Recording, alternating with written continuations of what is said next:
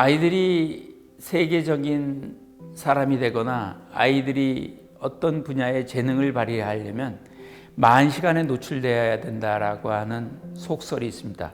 세계적인 음악가나 미술가가 되려면 결국은 신중한 연습을 40시간 이상 해야지만 세계적인 음악가가 미술가가 됐다라고 하는 거죠. 근데 여기에 관한 아주 특이한 실험이 있었습니다. 그것은 뭐냐면 세계적인 음악가나 미술가가 40시간 노출되는 것이 중요한데, 그러면 그 40시간 노출되는 데 있어서 영유아 때 시작한 미술가나 음악가가 세계적인 음악가가 될 가능성이 높을까요? 아니면 초등학교에 시작한 아이가 더 높을까요? 라고 하는 의문이었습니다. 그래서 실험자는 이런 가설을 세웠죠. 영유아 때 음악이나 미술을 한 아이들이 결국은 노출되는 시간이 40시간이 될 확률이 높기 때문에 그 아이들이 세계적인 음악가나 미술가가 될 가능성이 높다라고 하는 가설을 세우고 실험을 진행했습니다. 근데 결과가 엉뚱한 결과가 나왔습니다. 초등학교 때 시작한 아이들이 오히려 세계적인 음악가나 미술가가 많았고, 그 아이들이 오히려 40시간 이상 노출된 아이들이 더 많았다라고 하는 거죠. 왜 그런 결과가 나왔을까요? 그것은 초등학교 아이와 영유 아이의 특징이 있기 때문에 그렇습니다. 자기가 좋아하고 잘하는 것이 뭔지 모르고 사실 부모가 어떤 것을 해서 하는, 말하자면 피동적인 입장에서 어떤 것들을 하게 될 가능성이 상당히 높다라고 하는 거죠. 두 번째는 자기주도성이 없어서 스스로 하기가 상당히 어렵다는 것입니다. 반면에 초등학교 이후에 시작된 아이들은 초등학교 정도 되면 자기주도성이 생길 뿐만 아니라 이 아이들은 자기가 좋아하고 잘하는 것이 아니면 시키기가 어렵다라고 하는 거죠. 결국 이 실험에 있어서 결론은 뭐였냐면, 초등학교 아이들이 세계적인 음악가가 미술가가 더 많았던 이유는 아이들이 자기가 좋아하고 잘하는 것이 있었고 그것을 했었던 거고, 자기주도성이 있었기 때문에 스스로 5000시간, 10,000시간 노출될 가능성이 상당히 높았다라고 하는 겁니다. 아이들의 꿈을 키우는 데 있어서 자기주도성이라고 하는 것은 상당히 중요합니다. 아이의 꿈을 잘 키웠던 부모가 있었는데, 그 부모의 대표적인 분들이 스티브 잡스와 빌 게이츠의 아버지였습니다. 스티브 잡스의 아버지는 양부모였습니다. 스티브 잡스의 부모가 실제적으로 그 대학원생들이었는데 아이를 키울 수 없는 입장이어서 양부모한테 입양을 하게 된 거죠. 원래는 대학 나온 양부모를 찾았었는데 그런 분이 없어서 아이를 대학을 보낸다라고 하는 약조를 하고 스티브 잡스의 부모, 고등학교밖에 나오지는 않았지만 부모에게 입양을 하게 된 겁니다. 스티브 잡스의 아버지의 입장에서는 이 스티브 잡스는 상당히 똑똑한 아이였습니다. 그리고 머리가 영리한 집안의 아이라고 생각이 된 거죠. 그래서 자기가 주도하기보다는 아이가 생각하고 아이가 판단하고 또 아이가 추구하는 것을 자기는 지지해 줘야 된다라고 생각을 했습니다. 따라서 교육 방법에 있어서는 방목에 가까웠던 거죠. 실제로 아이가 컴퓨터 기판이 필요하다고 하면 컴퓨터를 기판을 사주고, 또 아이가 스피커 설치하는 걸 모르겠다 그러면 친구한테 물어봐서 스피커 설치하는 것을 도와주는 지지자 역할을 했던 것입니다. 스티브 잡스는 따라서 공부를 잘할 리가 없었습니다. 그래서 초등학교 때 학교에 부모가 불려가면 아빠는 항상 이런 얘기를 했습니다. 학교라는 것이 기껏해야 달달달 외우는 지식만 가르쳐주지 미래나 아이의 꿈에 별로 도움이 되지 않는다. 따라서 아이가 성적이 나쁜 것에 대해서는 나는 걱정을 하지 않는다라고 항상 얘기했습니다. 아이의 꿈을 지지해주고 또 아이가 하는 일을 서포트해주는 역할을 했던 거죠. 빌 게이츠의 아버지도 마찬가지였습니다. 빌 게이츠가 중학교에 갔을 때 컴퓨터에 정신이 팔려서 컴퓨터만 하려고 그랬습니다. 그래서 아빠는 3가지를 제시했습니다. 하나는 뭐였냐면, 오늘 할 일을 내일 미루지 말라. 두 번째는 미리 계획된 일은 그날 꼭 맞춰라. 세 번째는 독서였습니다. 독서가 네 인생에 중요하고 네 꿈을 키우는데 중요하니까 하루에 한 페이지라도 독서를 꼭 해라. 이 3가지 습관은 빌 게이츠한테는 상당히 중요한 역할을 해서 세계적인 석학이 되는데도 도움을 줬을 뿐만 아니라 지금도 독서를 열심히 하는 독서가가 되는데 큰 역할을 했던 것입니다.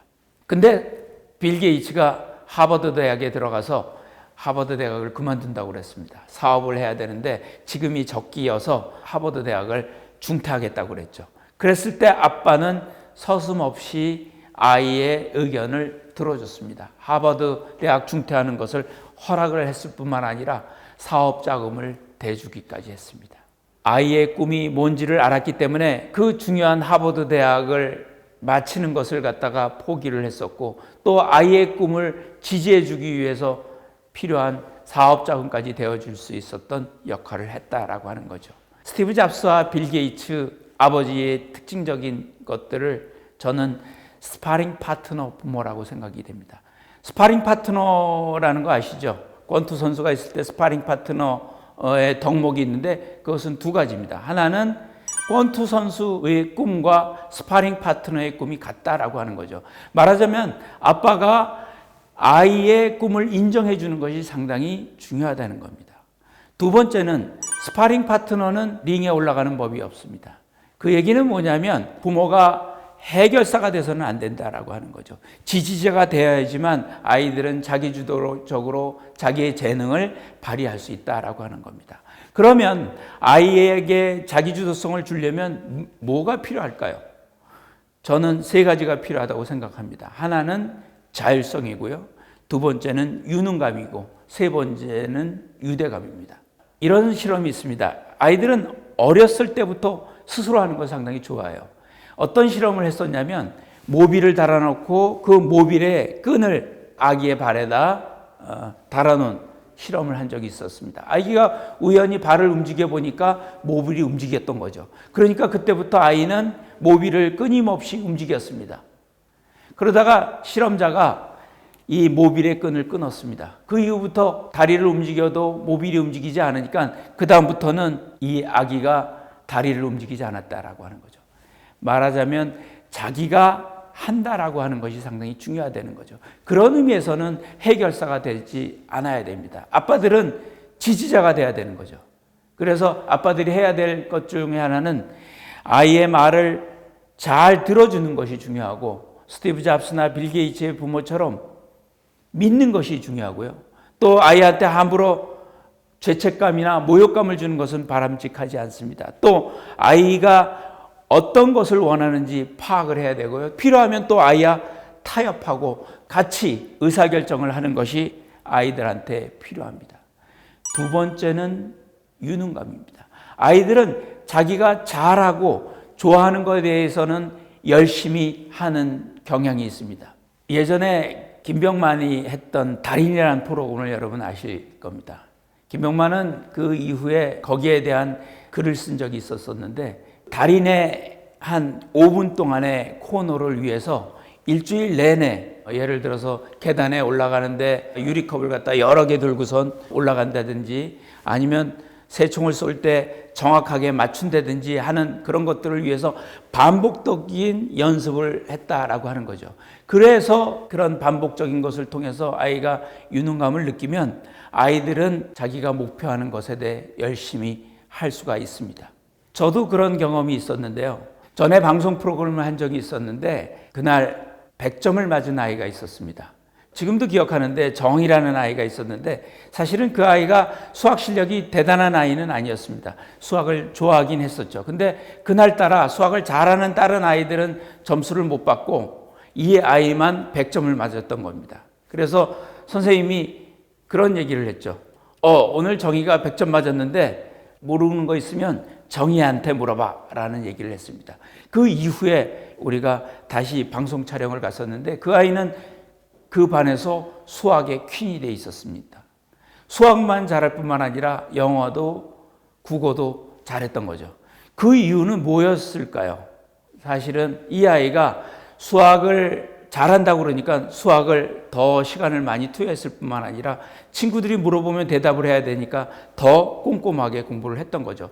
수학을 하면서 느꼈던 공부열이나 공부 방법론을 수학 외에 영어나 국어에 했더니 그것에 영향을 미쳐서 1등을 할 수 있었던 것입니다.